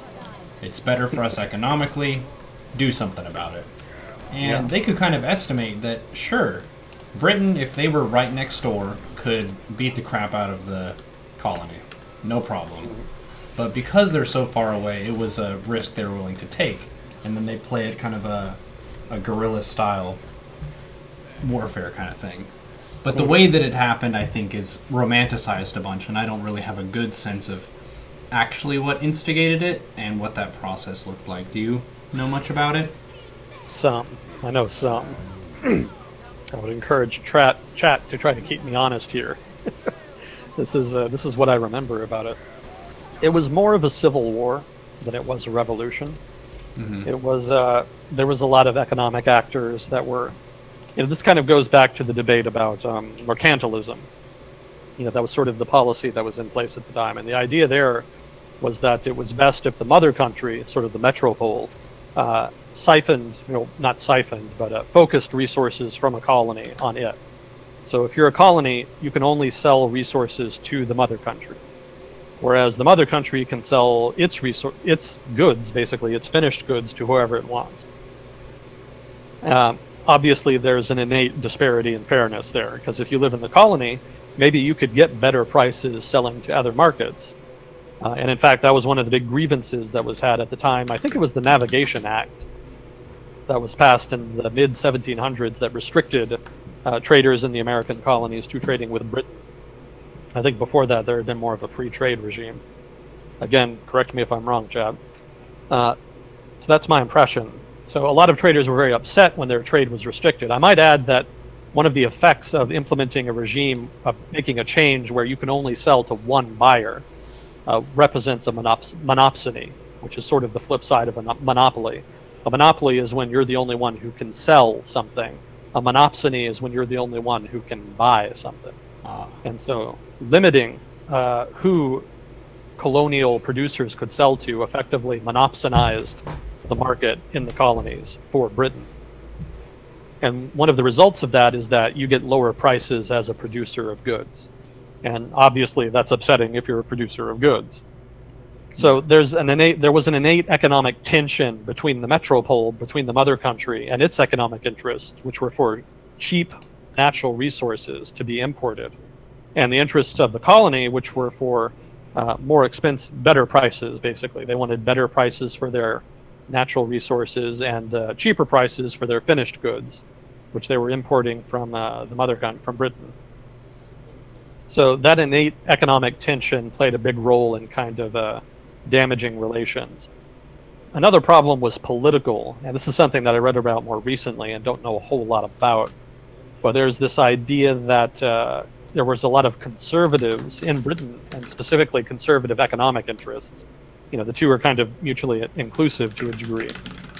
There was a lot of major political actors in Britain who did not want the United States, well, not the United States, but rather did not want people in the colonies to have substantive representation in Britain's parliament, because they were seen as a liberalizing force. It was thought that if the colonies did have representation, their representatives would be disproportionately liberal, and would want liberalizing policies, probably specifically with regard to economic policy, if not also in other areas. And knowing that's the case, those conservative economic and political actors opposed it. And it may be that they stonewalled on American representation just so that they could kind of defend their iron rice bowl, so to speak, to defend their economic interests, so they wouldn't have to give concessions to those American political actors in Parliament. You can kind of see a similar dynamic in the United States later on, when it was independent, with regard to the politics around admitting states. Because if you're going to admit a new state to the Union, that means that new state gets political representatives, and it may be those political representatives are going to have a particular political affiliation or bent that gives more power to your political rivals. And if that's the case, why would you want to allow that state to gain admission? So a lot of politics in the early 19th century and mid-19th century in the United States revolved around trying to manage the balance of power politically between different political factions, stemming from the admission of different states. And if you look at how states were admitted, the order that states were admitted to the Union in the United States in the early 1800s, you can see a pretty clear pattern where one year it's a state in the north, and then in the next year it's a state in the south, and then they alternate year to year. That's some Star Wars balancing the force shit. Yeah. Yeah. Balancing between sort of the pro-slave South and then the anti-slave North, basically. And so that kept the peace, so to speak, until the Civil War kind of blew it all up. And that was partly because of the Mexican-American War, which was again about territory. You know, a lot of people opposed the Mexican-American War in the United States, specifically because they knew that getting a whole bunch of new territory would mean admitting a whole bunch of new states. And then getting the chance to admit a whole bunch of new states meant complicating the politics of state admission, which again were very sensitive owing to this anti-slave versus pro-slave debate in the country. So on the one hand, the United States, by fighting the Mexican-American War, got a whole shitload of territory. So that's nice. But the downside is that it completely destabilized the delicate balance in American politics as far as admitting states and as far as the slavery debate, which a lot of people predicted would happen, hence their opposition to the war in the first place. So there was kind of something similar going on. There may have been, again, this is kind of not my topic, but from what I was reading, there may have been a similar dynamic in the Revolutionary War, where conservative British political actors did not want to make reforms that would have appeased Americans because they did not want to give up political power. Interesting. So there's two aspects there. There's the economic tension, and then there's that political tension. And again, I would point out that it was also more of a civil war than a revolution. There were certainly people who were aggravated about the status quo and didn't like the direction things were taking. A lot of people were very upset about Britain closing off territory west of the Appalachians. Most of the colonists were living east of the Appalachian Mountains at that time, kind of on the east coast of America. But it was expected, it was assumed on the part of American colonials, on the American population, that they would be able to push inward past the Appalachian Mountains and continue settling further west. But the British government did not want to pay for the defense of colonies further west. They were afraid it would be very expensive, so they made a deal with Native Americans west of the Appalachian Mountain that they could basically keep that area, the Ohio Valley basically, to themselves. And in exchange, the British would block settlement into that territory. And the benefit for them is that they wouldn't have to pay exorbitant costs to try to defend all these settlements from Native Americans. So that really upset a lot of people. They kind of saw that as their land, quote unquote. And so that created tension as well. See, I already got the navigation acts. There was something with Quebec. I think they also gave a bunch of territory to Quebec that they wanted, that colonists kind of thought of as theirs, so they were upset about the land being given to Quebec. Quebec at that time had been incorporated into the British Empire after the 7 Years' War. And then there was a lot of upset about growing regulation, and that kind of ties into the economic tension we were talking about. One of the things they were doing is assigning governors, which they hadn't really done a whole lot of before, I don't think, if I'm remembering correctly. And a lot of the governors that the British government was assigning to different colonies were unpopular, because they were kind of governing in the interest of Britain rather than kind of taking more into consideration the colonial interest. Well, that's kind of the way that I see the relationship historically. Was the colonies were started as basically a device and a platform to increase the success of the empire, whereas around the time of the revolution, which you're saying was more of a civil war, it was kind of fighting for some self-direction and the colonies having some things for them to be more successful, as opposed to, oh, this is a great place where we can give the Brits discount prices on this and that. That's a reduction, obviously, but it's kind of the spirit of the thing that I think drove the discontent with the population, if I had to guess at it. Yeah, I think you're right. That kind of ties into expectations. You know, when the colonies were settled, there was really very little influence and interference by the British government. Colonists were largely able to just kind of do their own thing. And nominally they paid some taxes in exchange for a nominal commitment by the British government to protect them.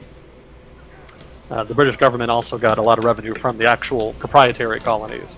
The colonies started as proprietary colonies, which were actually businesses. They were basically corporations. And they didn't actually become formal provinces, so to speak, of Britain until later on. I think around 1700 or so, kind of late 1600s. By that time, they weren't quite as economically viable or profitable. I think there were some other... I need to read more about it, basically. I'm a little hazy on that, but I think that's roughly when it happened.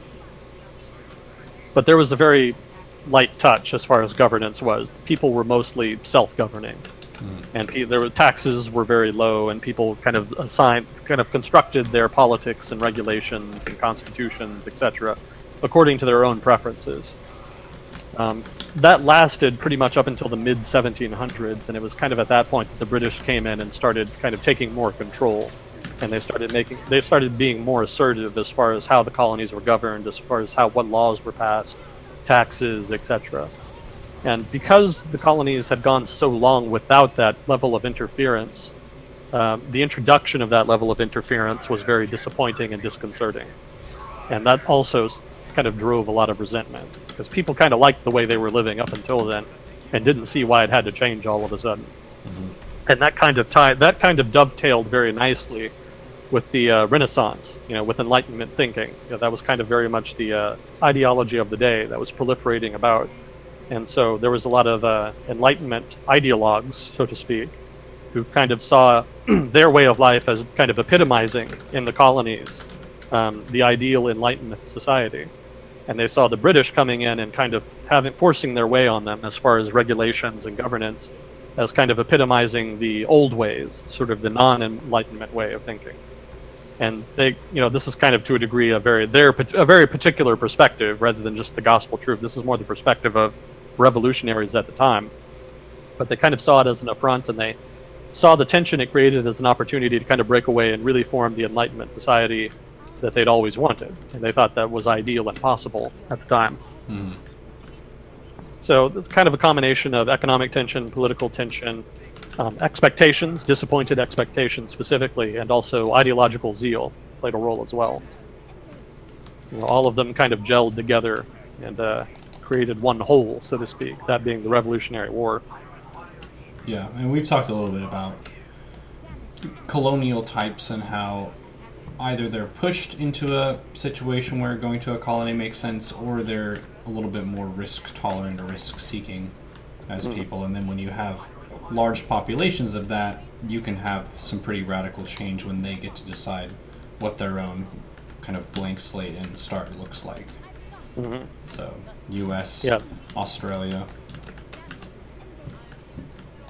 Yeah, also to a degree Russia and their near abroad, places like the Ukraine, the Don Basin, the Kuban, Central Asia. Cossacks principally were the ones who settled Siberia. So Russians in Siberia are, well, depending on the part of Siberia you're in, are very different from, well, historically are very different from the rest of Russians in the rest of Russia. Let's see. So yeah, there's a big difference in how colonists evolve in that sense because of the self-selection. It's a very particular type of person who kind of does that, who makes that kind of migration and becomes a colonist, a settler of some kind. And yeah, that tends to manifest in subsequent politics, such that they create polities, if not whole countries, that are distinctive from where they came from. Similar, but distinctive. I wonder sometimes how weird it is for Europeans to kind of learn that there's this whole other part of the world where people like them went to and live. And we're similar, but not quite. There's a lot of big differences. It must be a bit surreal. Yeah. I feel like there's a bit of mystique around Americans of just kind of being a little bit wild and unpredictable. There's the stable choice is to stay in Europe for a lot of people, I think. So there's that sense of history for Europeans who continue to live in Europe as opposed to migrants to the New World who took some risks and uprooted themselves, and they don't quite have that same, if we can use the Chinese term, guangxi, where it's your connections. You basically throw almost all of your connections, unless you're going with some people, to just start totally fresh, which is a really risky move. Yeah. And the whole thing could be a sham, too, unless someone comes back who you know. Mm-hmm. But if we can use the imagination real fast, the next big migration we could potentially see is if Martian migration takes off, they have another opportunity to kind of distinguish themselves ideologically by the types of people who opt in for that journey.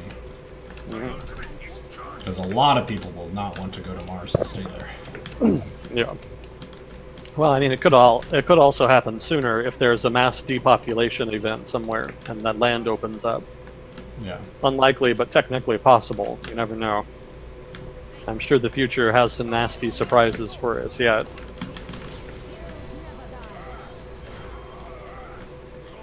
Let's see.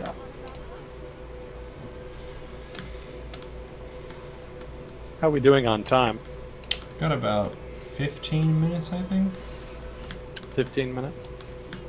Okay, so I did have something on South Korea. Wait, well, did we get... Let me check if there's more questions. Okay, we're good on questions, I think. Yeah. So, on South Korea, North Korea, there were two things that I had. I think... Oh, no, one thing. So there's kind of talk of a peace deal between South Korea and North Korea. But I don't think that's likely to result in reunification. I might have talked about this before, I don't quite remember. Reunification is not going to happen for a long time.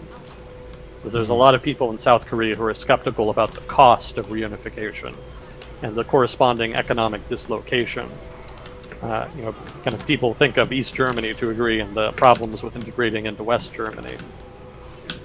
And there's also kind of skepticism about people in the North in general in terms of like political culture, etc. You know, there's a sense that there could be some differences there as well. So also North Korean political elites are probably not going to want to give up power in the near to medium term. Mm-hmm. So best case scenario is probably a slow process of gradual integration over time, and if it starts at all, it'll probably just start with some liberalization of international trade between North and South Korea. So they might open up the border a little bit, allow some trade. And if there's some economic development in North Korea, and if there's political liberalization in North Korea to some degree, I think only then would the South Korean people, polity, only then would they really consider seriously real unification. Because the present differences between North and South Korea are just a bit too dramatic for a fast reunification process. So I think they're going to take it slow. It might be something that happens not even 10, 20 years from now. You know, if North Korea kind of gets enough economic development, maybe at least like middle income, let's say, or maybe not even that, maybe a little less than that, and then if they open up their politics to a degree that kind of makes people in the South more confident that people in the North are familiar with democratic institutions and could handle them, I think only then would reunification really be feasible or taken seriously. So throwing that out there. And then the other thing was Trump talked about ZTE today. ZTE is a Chinese telecommunications firm, and it's kind of been on Washington's shit list lately. They kind of got knocked by a recent ban on U.S. military bases, I think. No shock. No shock the military doesn't particularly trust producers, Chinese producers of telecommunications equipment. So I was almost surprised they hadn't done that before.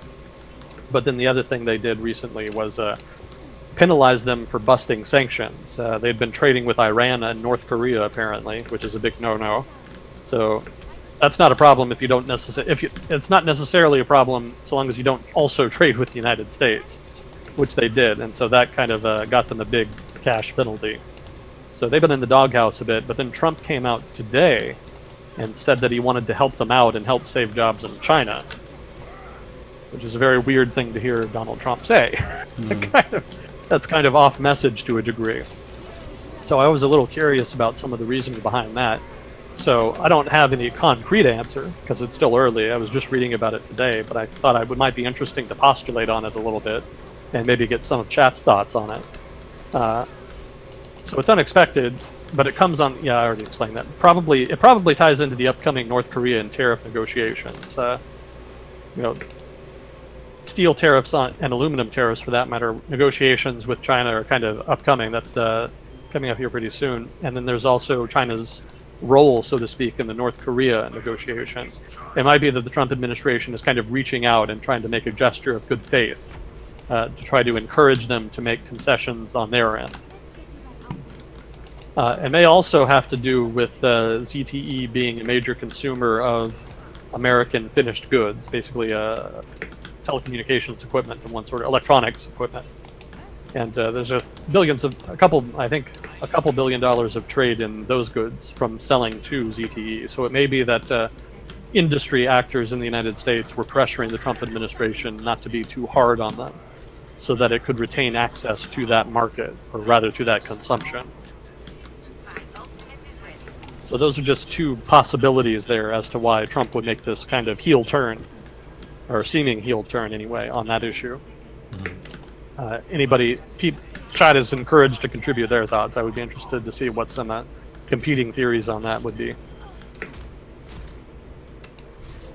Let's see, still good on questions. So another thing that happened in Italy had an election a few months ago and then predictably was not able to see political parties form a coalition.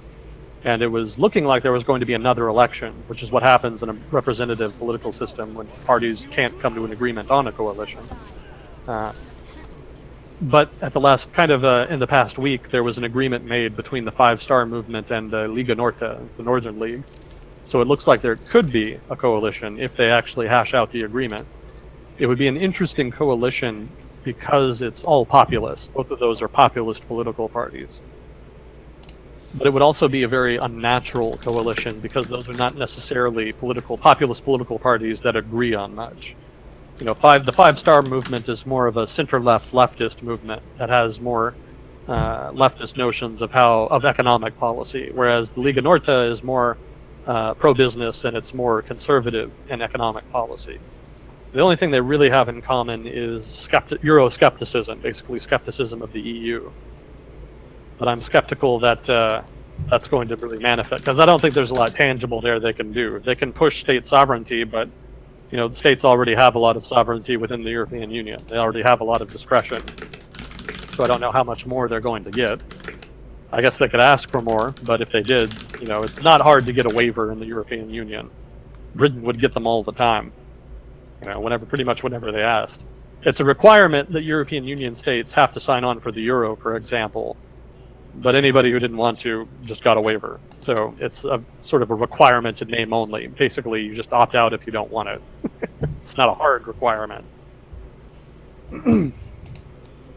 Let's see. So I'm not sure that there's going to be a lot of movement in terms of new policy vis-a-vis Italy and the European Union if this coalition pans out and comes to power. And I'm especially not sure what they're going to do as far as economic policy, because that's kind of the more important. Italy's economy has really been struggling, you know, well, even before the Eurozone crisis, but especially after. And nobody's really been able to make substantive reforms. But there was that younger guy, Mario Medi, I think his name was. He tried to make some reforms, and he made some, but they weren't really enough to really get the economy going, to really have a substantive effect. And he ended up resigning after a failed referendum bid for a new constitution. So, given that there is such diametrically opposed ideas as to how to manage the economy between these two parties, if they did enter into a coalition, I doubt they would be able to reach an agreement on any kind of substantive economic reform package for Italy of any kind, be it a pro-business market liberalizing reform package or a more socialist, more active spending type program. I don't think they would be able to agree on that, and I think if they did have that debate, the coalition would probably just break apart. So unless they're able to kind of hash that out now in the early game, what kind of economic plan they want, some kind of common platform on which they can agree, so that they can have something to do besides disagree with each other, I don't think this coalition, in lieu of that, is going to be able to do much. Maybe they can prove me wrong. Maybe somebody in chat knows better. Again, please contribute if you do. But that's my impression is that it's not going to be a very meaningful coalition going forward.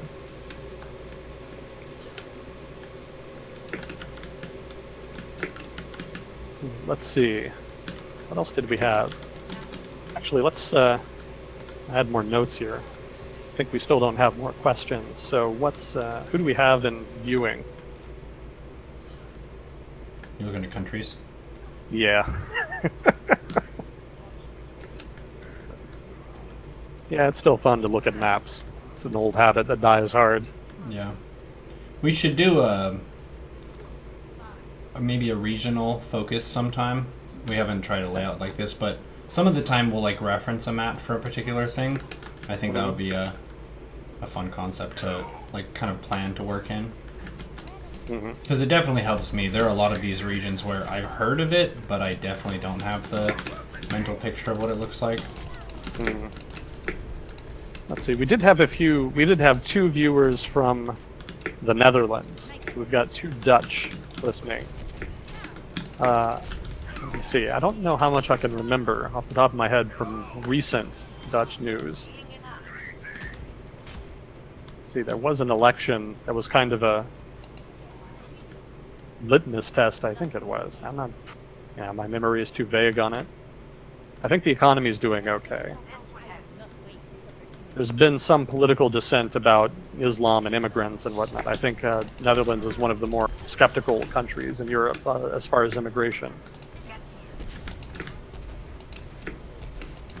Yeah, man, I can't remember much. I guess I would ask them, if you're listening, Dutch listener, what's the big thing going on in Netherlands recently? 'Cause I'm blanking out.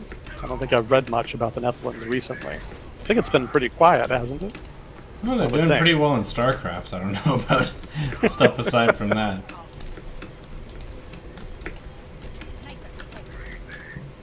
They seem to have a lot of pride. The Dutch are very big in the esports scene. For their population, I would say they're a pretty strong player. Gotcha. Yeah, actually, that does remind me of something somebody mentioned in chat from last week. Somebody was saying, I inferred, I think, implicitly with one of my statements that the East India Company, I guess specifically the Dutch East India Company, was in India and not Indonesia. I had not meant that they were exclusively in India. They were in India, but they were definitely Indonesia was their principal prize. That was sort of the big center of gravity for the Dutch East India Company in East Asia and in the trade there. But they were definitely in India too. There was a major competition amongst European companies for market share in India, and if not, specifically ports, which you could kind of bribe officials to effectively have control over. So there was a big competition for control of India's markets, and Britain ended up winning. But Dutch was definitely one of the major competitors. They actually had a pretty strong starting position. They were kind of there early before the English East India Company got there. And they took a lot of territory from the Portuguese, who were the first mover in India. And then over time, the British were kind of slowly able to take over. But while they did, the Dutch managed to kind of consolidate in Indonesia, so that ended up being more their base of power. Indonesia was actually the more desirable locale at the time in the 1600s. That was seen as the great prize in the region. India was kind of a consolation prize for the British, because they'd originally wanted the Spice Islands in Indonesia too. It was the Spice Islands that made Indonesia really valuable. And in fact, they didn't even really conquer all of Indonesia, what is now Indonesia. At first, the Dutch just focused on Java and then on the Spice Islands. There was a number of spices that were produced only on the Spice Islands. That was the only place they were grown. Because they monopolized that trade, they were very valuable. And so when the Dutch found that there were spices with a high profit margin, basically, they tried to track down who was producing them. When they found out it was basically just these islands, they really homed in and took them over, basically. And that became sort of their trade. Everybody was trying to do that, but the Dutch were the first to really pull it off. But in the long run, the British got the better end of it, because what happened was that everybody kind of got seeds for those spices from the Spice Islands and started growing them in other locations. And the resulting increase in production reduced the prices such that it was not really a major source of revenue. It was a major source of revenue, but they weren't getting as much profits out of it like they were before. So the Dutch East India Company kind of declined as a result. And meanwhile, the English East India Company was able to really turn a good profit on the trade in cloth and textiles. India was a major textiles producer, and so there was an immense trade in textiles stemming from their ports. And so the British were basically able to turn their profits on volume trade. And that ended up being more viable over the long run as opposed to the spice trade, which basically collapsed in the late 1600s, early 1700s, something around there.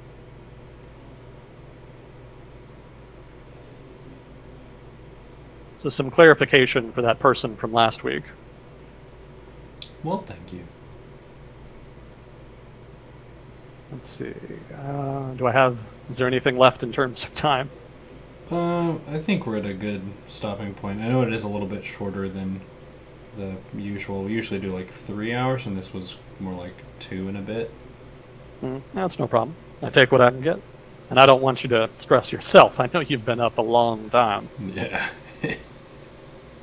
Yeah, well, I'm going to give a little closing speech about it, because there was someone who posted in the Reddit thread very concerned about streamers just doing this for the dollar with no regard for their health, and that people were going to die. Like, streamers are going to keep raising the bar and doing 36 hours and 72 hours, and they're just going to be falling by the wayside left and right, which I know my limits. I listen to my body. I'm aware. I'm healthy, which I'm very grateful for, but yeah, we'll wrap it up here. Thank you very much for carrying me for these last 2 hours, and Strophium for helping out with the questions.